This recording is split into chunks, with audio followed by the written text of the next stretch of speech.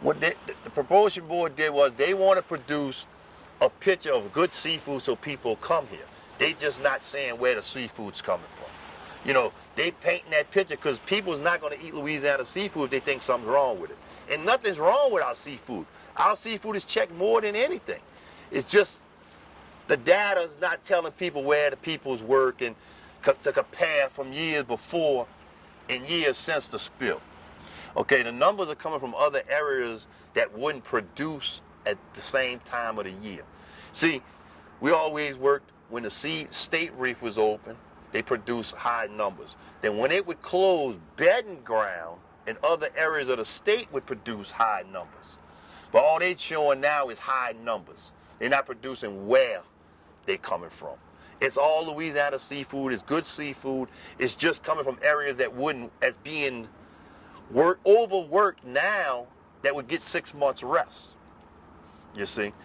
And it's just, everything's being strained on. When you strain your oyster reefs, you kill more oysters. There's less oysters for you have for the next year. If you strain them, the spats don't take. You know, it's farming. It's actually farming. You got to farm it right.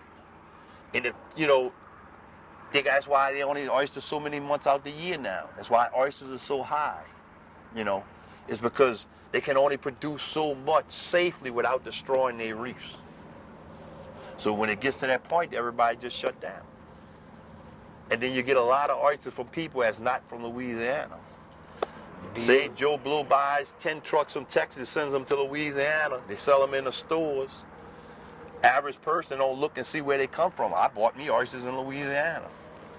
Now, they do tag them, but a lot of people won't look at it. Mm-hmm. They won't even read where it's from. First thing they say, I bought me Louisiana oysters from Rouse's. Yeah. They don't know where they came from, unless they read the pack. Well, like he was saying, you work your reef too hard, the next year you ain't gonna have none. You know, if you gotta work it 12 years out the year, you ain't gonna have nothing on it come the next year, because you're gonna be to work your reef too hard, you know? When you can work your ground 6 months and let it rest 6 months, you know? Just hard time right now.